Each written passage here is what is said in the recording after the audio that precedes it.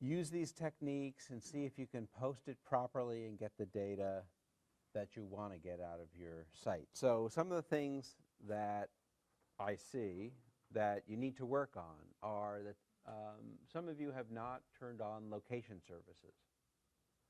So for example, here's a picture. This is from Alex, and if I look at the details, it has when it was taken, all the photo information, but it doesn't have the location of the image. And so here in photo details on this right side, it would come up here. So let me give you an example of where that is here. So here's a board, and we have the latitude, longitude, the time, and UTC, and then if you clicked on that, you would have the location of the site. Right? So you can check on your own to see what you posted and to see whether there's a location or not in there. So on the iPhone app, is there a way to pull that up that info on there?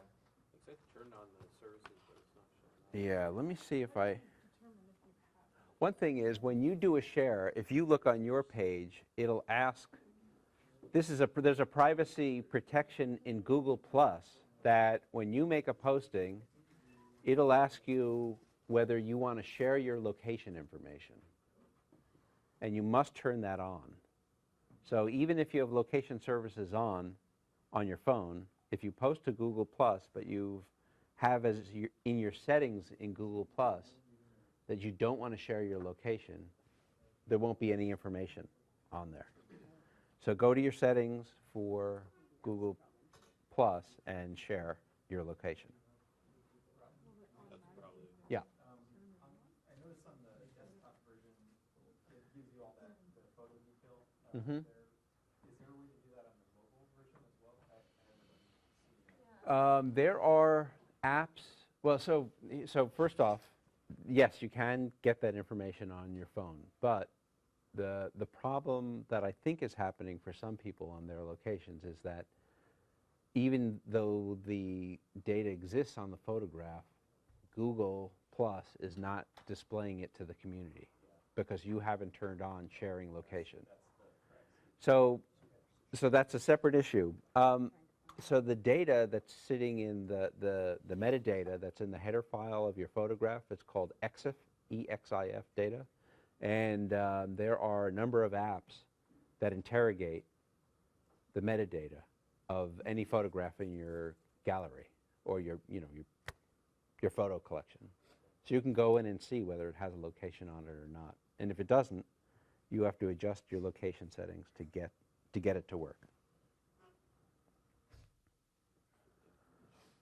Okay, so let's see what Matthew just did. No location, but the location's on his whiteboard. Yeah, it was because I wasn't sharing my location. Okay, but now you are? I am now. I don't know if I have to refresh the. So you might need to repost that. Is that right? Now with it turned on, see if.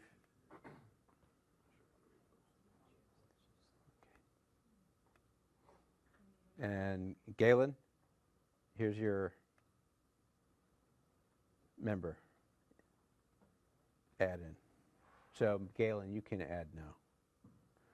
So this is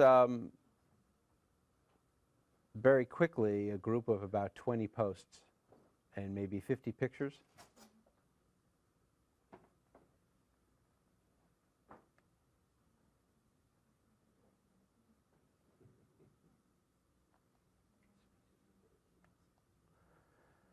One of the things that we don't see here, but it's coming to Google Plus in the US, is something that's been developed in Japan by Google Japan. And it takes all the information in a Google Plus community and crowdsources one map of all the observations. So it's called Minchizu, and here are all these apps, all these entries that are made. You can imagine it being a reconnaissance But these are all individuals posting to this Minchizu site. And if you click on any one of these, you'll see it's a concrete dam, and its location, its description. So this is the kind of thing that I think would be sort of an obvious product that we would use in a GEER reconnaissance, where every one of us would have been posting and populating this common map. And it wouldn't really matter who was posting what.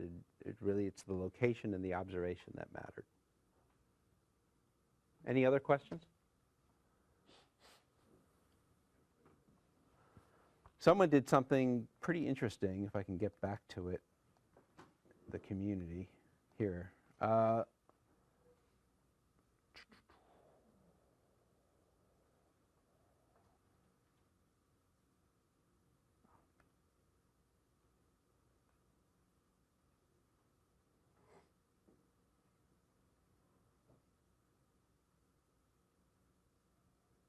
Here. So Zach Lifton posted his location, just putting in the latitude and longitude, brought up a Google Map window here. So just adding any text about the site and your latitude and longitude would bring up the location. And I think that if you had added text, the text would have come up in a dialog box if you clicked on the place mark. There might be some damage observation with that you have no photograph for at the moment. Right? Maybe you want to post your photos later. Any other questions? So you've just crowdsourced a reconnaissance, basically, very nicely.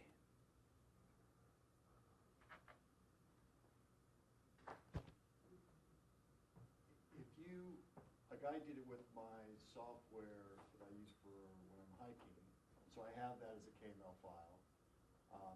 If that's working, then every photograph should have a location attached to it. But how do you, can you look at your iPhone and actually look at the picture itself and get to the details? Or do you have to actually share it up here to be able to look at the details? Again, you could use the EXIF data editor and go in and interrogate any picture in your album. Okay. Right. So you could do it on your phone and you can do it on the computer. The way that I recommend you experiment with this is you could keep using this GEER workshop site to post things until you get it right, and just work with your settings, and we'll just leave you on as members and you'll just keep posting things and see if you can get it right. Then post other things, post links, post text, just use it as your workplace to experiment. You can create your own community if you want to do this. It could be like your family community page, and then you can just try to experiment pictures, locations, that sort of thing, posting that way and experiment if you don't want to do it in a big public setting like this web page. You can create two kinds of communities. You can create a public community, which this is, or a private community. If it's a private community, I have to invite all of you. In a public community, anyone can ask to join.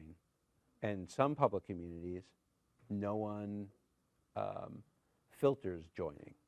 So you could have thousands of people join a community, but as a moderator, you have the privileges to remove posts and remove members. So it has this hierarchy of the originator or the owner, the moderator, which has everything but the ability to abolish the community, and then the members.